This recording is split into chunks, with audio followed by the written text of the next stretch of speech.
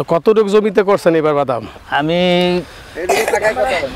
প্রথম ইউটিউবে দেখছি আর কি বাদাম খেতে যে করে।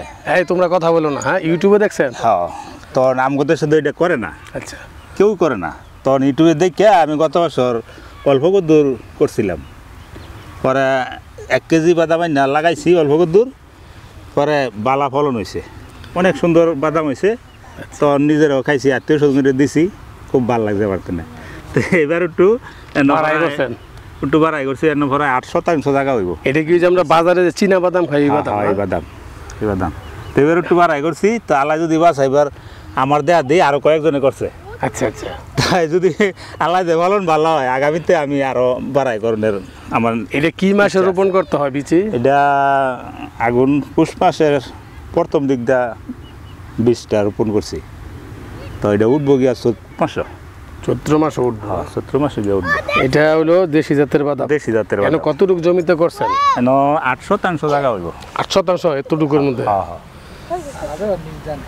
এখন এটার মধ্যে আপনার যত্ন আদি কিভাবে যত্ন আমি হাল চাষ দিছি প্রথম, তারপরে লাগাইছি তলে এই সার দিছি কিছু পটাশ, তারপরে ইউরিয়া, এই তারপরে আপনার সার, 3টা মিলে দিছি কিছু।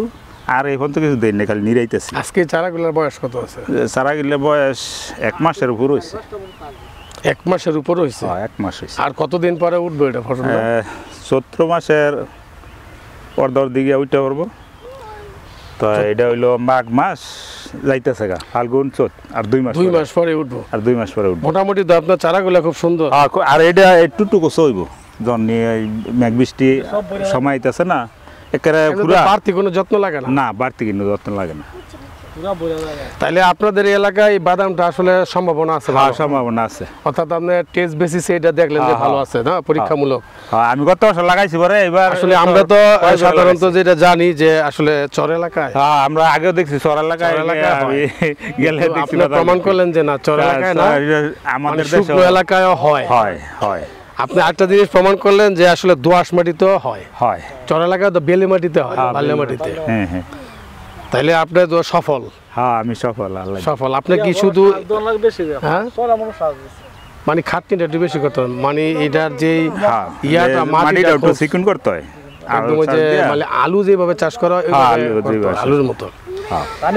আর আপনার ট্রাক্টরে আল চলে তো মাটি এমনি চিকন হয়ে যায়। দানাগুলো যে আপনি করছেন, দানাগুলো কয়টা করে লাগাইছেন? দানা একটা লাগাইছি। একটা চারা একটাই উঠছে? মিস হয় না কোনো? না, মিস নাই। এদের না, একটাও মিস নাই। অর্থাৎ আপনি দানা যেগুলো পাইছেন, বীজটা খুব ভালো জাতের বীজ পাইছেন। বীজটা কোত্থেকে নিয়েছিলেন? বীজটা গোপালদি বাজারে বেচে। গোপালদি কেজি হিসাবে আনছিলেন? কেজি হিসাবে আনছি। তাহলে এই পর্যন্ত আপনার কত টাকা খরচ হয়েছে? এই পর্যন্ত আমি 200 টাকা কেজি বাদাম কিনছি, 2.5 কেজি বাদাম হইলো আপনার 200 টাকা কেজি, 2.5 কেজি বাদাম হলো আপনার 500 টাকা বা 500 টাকা। আর সার দিছি ধরেন আর 500 টাকার মতো, 1000 টাকা এই পর্যন্ত খরচ। এই 1000 টাকা আর নিজের খাটনি, অর্থাৎ 2000 টাকা ধরেন। এই 2000 টাকা পর্যন্ত শেষ? এই পর্যন্ত শেষ। তাহলে মাশাআল্লাহ আলহামদুলিল্লাহ, যদি ভালো একটা ফলন হয় তাহলে কত 2-3 মণ? মোটামুটি 4 মণ। 4 মণ হবে। তো 4 মণ 60 কেজি, 130 টাকা কেজি বাজারে। তো যদি 100 টাকাও ধরি আপনার পাইকারি, তাহলে তো আলহামদুলিল্লাহ আপনার ভালো টাকা উঠবে। ভালো টাকা। পরবর্তী পর্যায়ে আর একটু ভালো আরো বাড়ায় করবেন? আছে। এটা তো একটা রবি শস্য। তা আসলে প্রিয় দর্শক, আমি যেমনটি বলছিলাম কিছুক্ষণ আগেও, যে আসলে কৃষি বান্ধব যদি একটা আবহাওয়া থাকে আমাদের আড়াইহাজার উপজেলার কিন্তু প্রতিটি এলাকায় কিন্তু এমন উর্বর জমি, এই উর্বর জমির মধ্যে আপনার যে কোনো বীজ রোপণ করবেন সেটি কিন্তু ভালো হবে। তো আলহামদুলিল্লাহ যে বিষয়টি এবার, সেটি হলো যে এবার মৌসুমে কিন্তু খুবই একটি পরিবেশ বান্ধব অর্থাৎ কৃষি বান্ধব একটি আবহাওয়া আমরা পেয়েছি।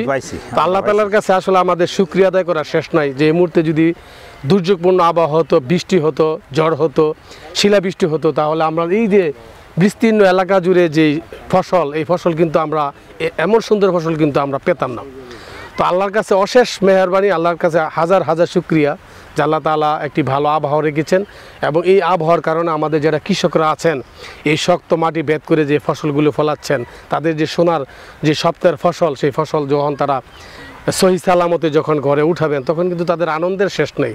যে কষ্ট, যেই পরিশ্রমগুলো তারা বছর জুড়ে মাস জুড়ে জমিতে করেন, এই কষ্ট কিন্তু তাদের কিন্তু আর থাকে না। এই যে আমাদের কৃষক যিনি আমার পাশে দাঁড়িয়ে রয়েছেন, এই যে এখান থেকে প্রায় 4 মণ বাদামের আশা করছেন তিনি, পরীক্ষামূলকভাবে কিন্তু তিনি এই বাদামটি এখানে আবাদ করেছেন ইউটিউব দেখে। অর্থাৎ আলহামদুলিল্লাহ তার বাদামটি কিন্তু খুবই সুন্দর হয়েছে এবং পরিবেশটি ভালো থাকায় তার ফসলটা কিন্তু ভালো আসবে। তো আগামীতে তিনি আরও বিস্তীর্ণ এলাকা জুড়ে আরও বেশি করে এই ফসল তিনি ফলাবেন, এমনটা কিন্তু তিনি প্রত্যাশা করছেন। তো আমরা প্রত্যাশা করি আমাদের কৃষকরা ভালোভাবে বছর জুড়ে বিভিন্ন রবি শস্য, বিভিন্ন যে শস্যগুলো আছে সেগুলো ফলাবেন। তো এই কৃষি এবং কৃষকের কথা আপনাদেরকে যেই বিশেষ আয়োজনে আপনাদের দেখালাম, আড়াইহাজারী উপজেলার খাক্কান্দা ইউনিয়নের শম্ভুপুরা চকের বিভিন্ন কৃষি জমিগুলো। তো সবাই ভালো থাকবেন, সুস্থ থাকবেন। আমাদের প্রতিবেদনটি বেশি বেশি করে সবাই শেয়ার করে অন্যদেরকে দেখার সুযোগ করে দেবেন, এই প্রত্যাশাটাকে আমি শেষ করছি। আমি হাকিম ভূঁইয়া, আড়াইহাজারের সময়।